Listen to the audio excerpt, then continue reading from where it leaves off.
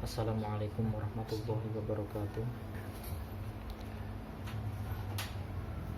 Alhamdulillah wassalatu wassalamu ala rasulillah wa ala alihi wa ashabihi wa man walah, amma ba'da.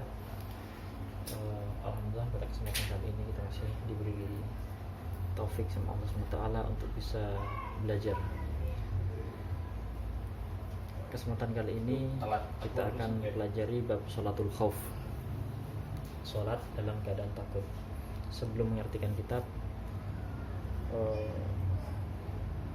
Ustadz pengen menjelaskan terlebih dahulu gambaran-gambarannya yang ada pada papan ini. Sholat khauf, musannif pengarang kitab membaginya, menyebutkan hanya 3 jenis tata caranya saja.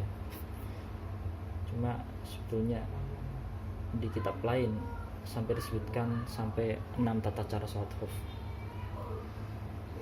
Cuma sekalipun musannif menyebutkan hanya 3, Ustadz nanti pengen menyebutkan 4 yang ini referensinya merujuk pada kitab Taqrir Sadidah. Yang pertama, ini sholat khauf ya. Pertama itu ketika musuh dalam keadaan berada pada arah kiblat. Ketika musuh berada di arah kiblat, maka bukan. Ketika musuh, yang pertama ini ketika musuh berada di arah selain kiblat, maka imam membagi tentaranya atau jamaahnya menjadi 2 kelompok. Kelompok pertama, dia berdiri di belakangnya imam dan untuk mengikuti bersama imam sholat di rakaat pertamanya. Adapun kelompok kedua, dia berdiri menghadap arah musuh. Misal musuh berada di arah timur. Bagi orang Indonesia, kiblat adalah barat dan timur kebalikannya, atau berarti ke sini. Atau musuh berada di arah utara atau di arah selatan. Pokoknya kelompok pertama itu dia sholat bersama imam, berdiri di belakangnya. Kelompok kedua dia berjaga-jaga, belum melaksanakan sholat. Nah, praktiknya begini. Kelompok pertama tadi dia takbiratul ihram bersama imam dan melaksanakan sholat bersama imam sampai pada rakaat pertama selesai. Jadi takbiratul ihram, baca al-fatihah, surat pendek setelah fatihah, ruku, i'tidal, sujud, duduk di antara 2 sujud, terus sujud lagi, terus i'tidal lagi, maka terus i'tidal, terus berdiri di rakaat kedua, imam beserta kelompok pertama. Maka di posisi ini makmum kelompok pertama ini dia niat mufarokoh sama imam, niat pisah dari imam dan melanjutkan sholat yang kurang tadi. Misal ini sholatnya 2 rakaat, sholat subuh misal. Berarti setelah melaksanakan 1 rakaat selesai dan sekarang berdiri di rakaat kedua, dia niat mufarokoh dari imam dan melanjutkan sholatnya sisa 1 rakaat. Nah, setelah selesai sholat, maka dia pergi gantian untuk berjaga, dan kelompok kedua yang tadinya berjaga sekarang dia berdiri di belakangnya imam. Imam masih dalam keadaan berdiri rakaat kedua ya. Kelompok tadi yang berjaga sekarang berdiri di belakangnya imam dan sholat bersama imam. Sholat bersama imam, al-fatihah, baca surat pendek, rukuk bersama imam, i'tidal bersama imam, sujud di antara 2 sujud, sujud terus duduk di antara 2 sujud bersama imam, terus sujud lagi, terus duduk lagi, duduk tasyahudnya imam.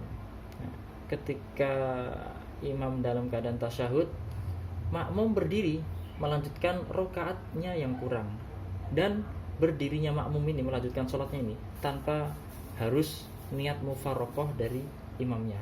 Imam dalam keadaan duduk tasyahud akhir, dan makmum yang ini berdiri melanjutkan rokaat yang kurang tanpa niat mufarokoh.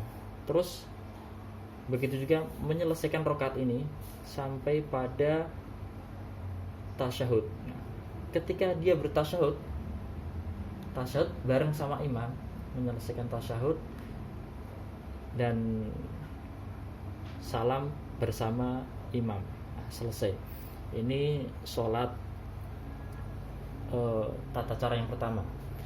Sholat tata cara yang pertama ini, kalau seandainya rokatnya 2, enak, langsung dibagi satu kelompok satu rokat, satu kelompok satu rokat. Kalau seandainya sholatnya rokatnya jumlahnya 3, nanti 2 rokaat untuk kelompok pertama sama 1 rokaat untuk kelompok kedua. Kalau rokaatnya ada 4, dibagi 2 rokaat, 2 rokaat. Kalau rokaatnya ada 4, maka dibagi 2 rokaat, 2 rokaat.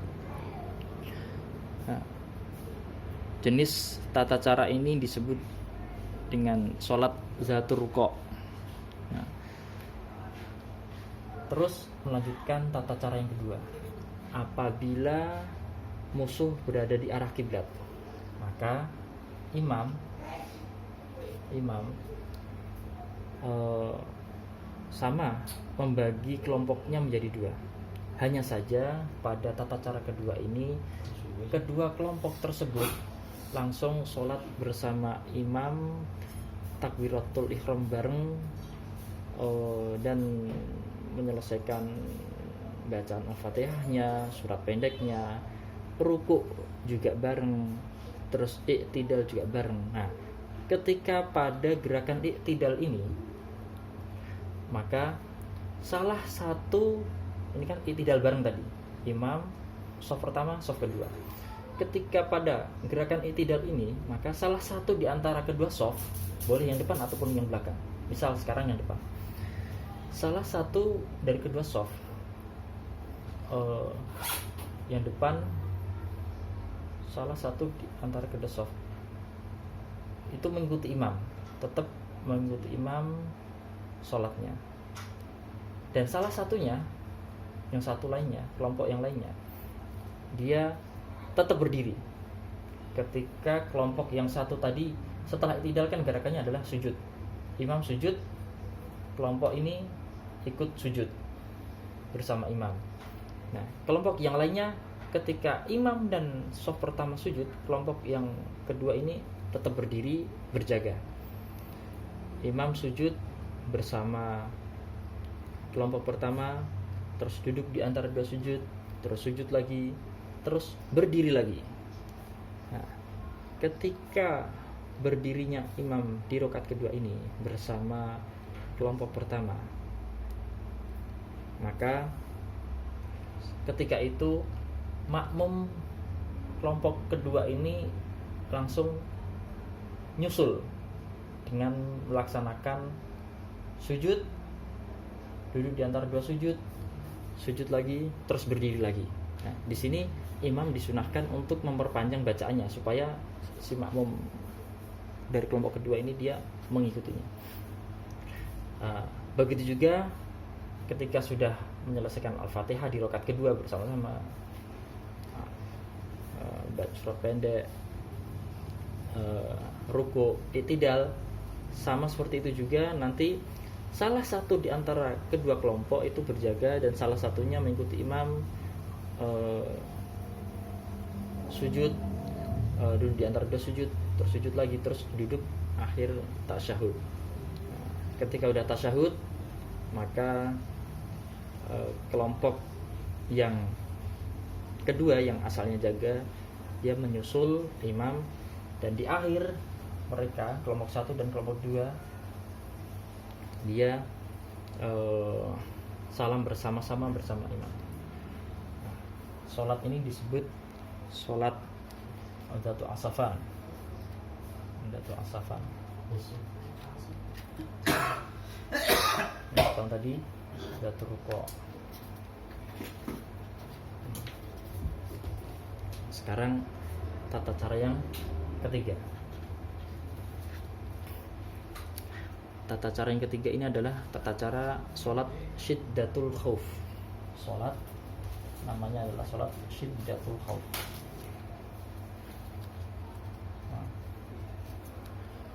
Sholat dalam keadaan takut yang sangat menakutkan, genting, musuh datang, musuh menyerang. Maka ketika ada orang yang sedang sholat dan dalam kondisi yang seperti ini, imam makmum, mereka boleh dimakfu, mereka boleh sholat sambil lari. Mereka boleh sholat sambil lari. Misal sedang sholat, tiba-tiba musuh datang menyerbu banyak, maka boleh sholat sambil lari. Sambil lari, hanya saja dalam hal ini nanti ada hal-hal yang tidak boleh dilakukan. Kalau seandainya dilakukan nanti dia batal. Di antaranya adalah ketika sholat syiddatul khauf dia teriak, "Woi, lari!" Itu membatalkan sholatnya. Atau ketika dia sholat syiddatul khauf dia membawa pedang yang berlumuran darah, maka dia batal sholatnya karena membawa najis. Itu syiddatul khauf, sholat yang sudah sangat dalam keadaan genting. Yang keempat adalah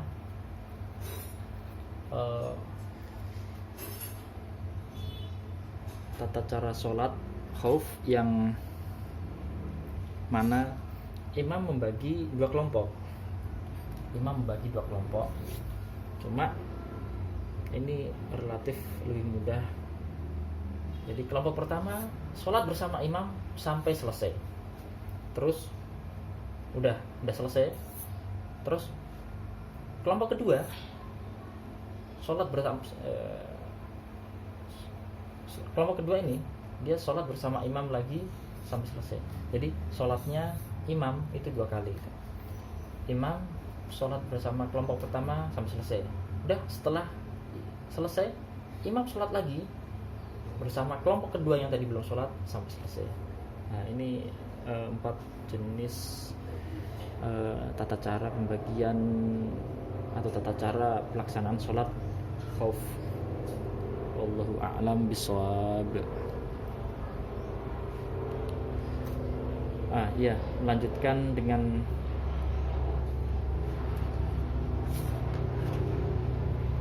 pembacaan kitab ya. Dibuka kitabnya. Faslun fi kaifiyati sholatil khaufi. Faslun, adapun ini fasal, fi kaifiyati sholatil khaufi, dalam tata cara sholat khauf, sholat dalam keadaan takut. Wa sholatul khaufi, adapun sholat khauf,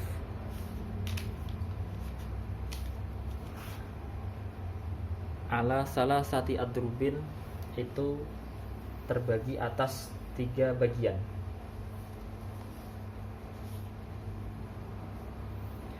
Ahaduhuma, salah satunya, yang benar ahaduha. Sepertinya di kitab kalian sudah benar itu ahaduha. Ahaduha, salah satunya, ayyakunal adu, keberadaan musuh, fi ghairi jihatil qiblati, di selain arah kiblat. Musuh di selain arah kiblat. Kalau di Indonesia kiblatnya berada di arah barat. Kalau di Suriah berada di arah selatan. Kalau di Yaman berada di arah utara.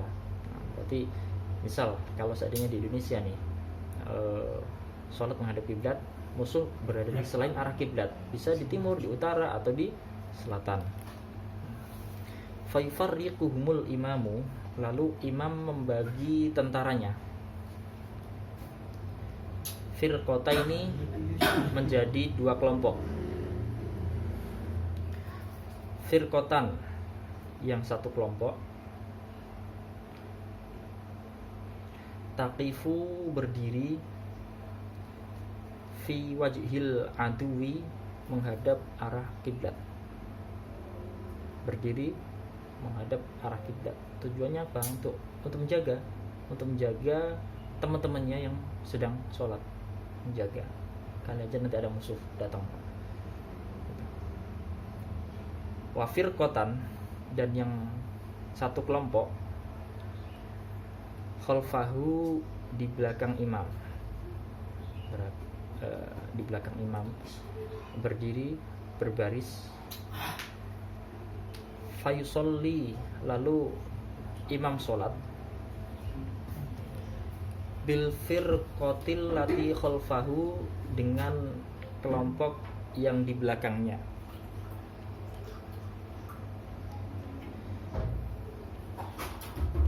Rokatan, satu rokaat.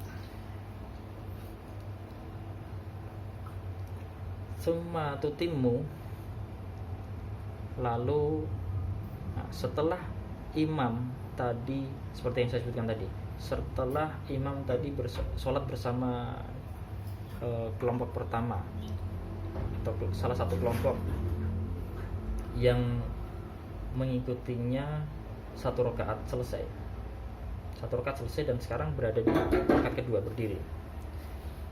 Summa tatimmu li nafsiha, lalu kelompok ini, summa tatimmu, lalu kelompok ini menyempurnakan sendirinya.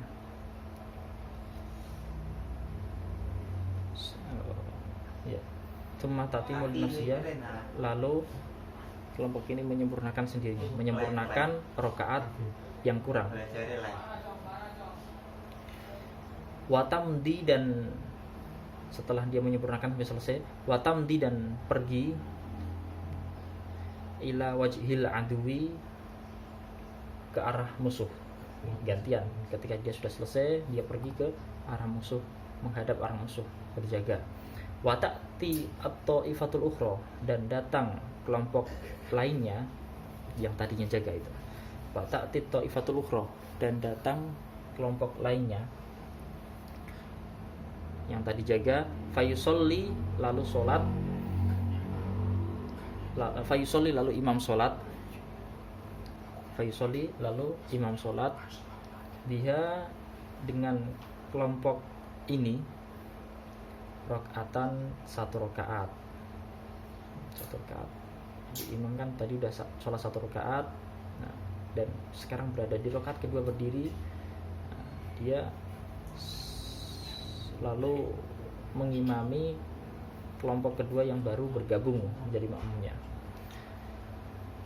Watatimu, dan menyempurnakan linafsiha, sendirinya, menyempurnakan rakaat sendirinya, menyempurnakan rakaatnya sendirinya. Wa yusallimu biha, wa yusallimu, dan imam salam biha, dengan kelompok ini, kelompok yang kedua baru gabung. Wathani, dan tata cara kedua, ayyakuna fi jihatil qiblati, keberadaan musuh di arah kiblat.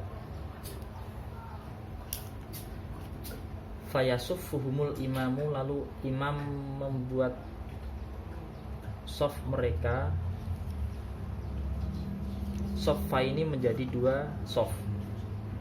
Tetap imam membagi jamaahnya atau tentaranya menjadi dua sof.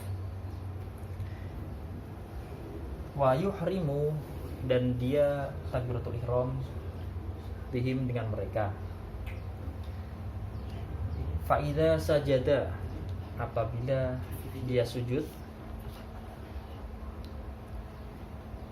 sajada maka sujud ma'ahu bersamanya, ahadus soffa ini salah satu kedua sof. Ya, seperti tadi ketika dia sedang bersama kedua sof yang menjadi makmumnya, ketika selesai ruku dan dalam keadaan i'tidal, maka salah satu di antara kedua sof sujud bersama imam dan satu berdiri i'tidal berjaga. Kenapa kok dia berjaga dalam keadaan berdiri? Ya karena musuh hanya berada di arah kiblat gitu.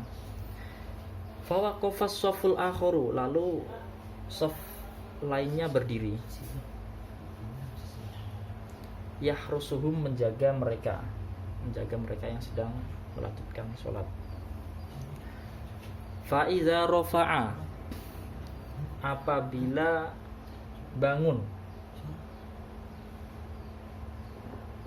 Fa iza rafa'a, apabila bangun, yang bangun atau berdiri imam dan shaf satu tadi yang mengikuti imam.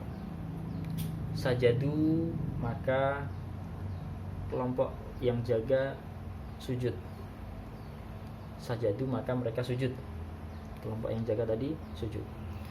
Walahikuhu, dan mengikutinya. Jadi ketika yang kelompok tadi di belakang imam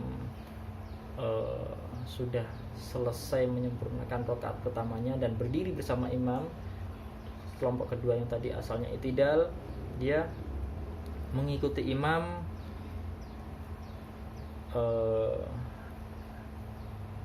dari gerakan-gerakan yang tertinggal tadi dan menyusulnya.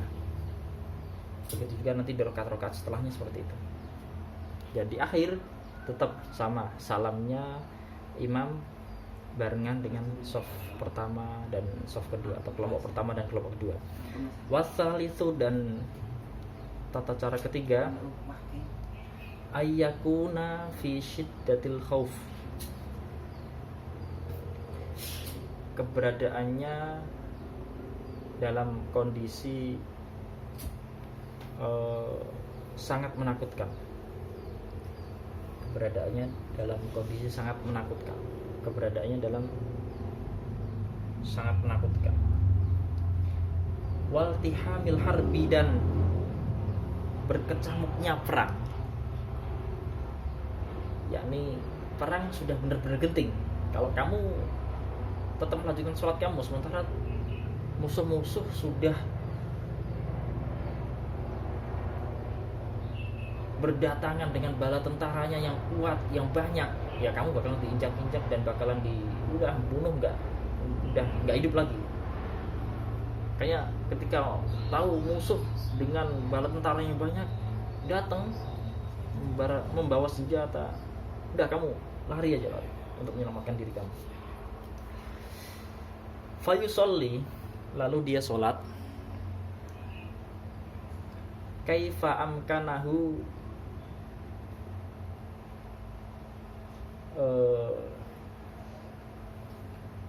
sebisanya. Kaifa amkanahu, sebisanya. Bagaimana sebisanya? Rojilan, dengan lari,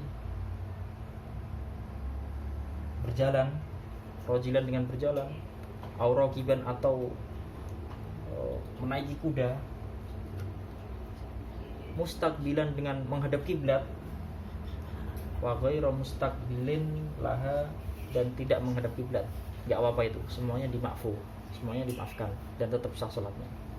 Hanya saja termasuk hal-hal yang tadi membatalkan, di antaranya adalah ketika dalam sholat dia teriak-teriak, ketika dalam sholat dia membawa najis, itu membatalkan sholatnya. Sampai sini keterangannya. Kalau ada pertanyaan-pertanyaan boleh ditanyakan. Wallahu muwaffiq ila aqwamit thoriq. Wallahu a'lam bishawab.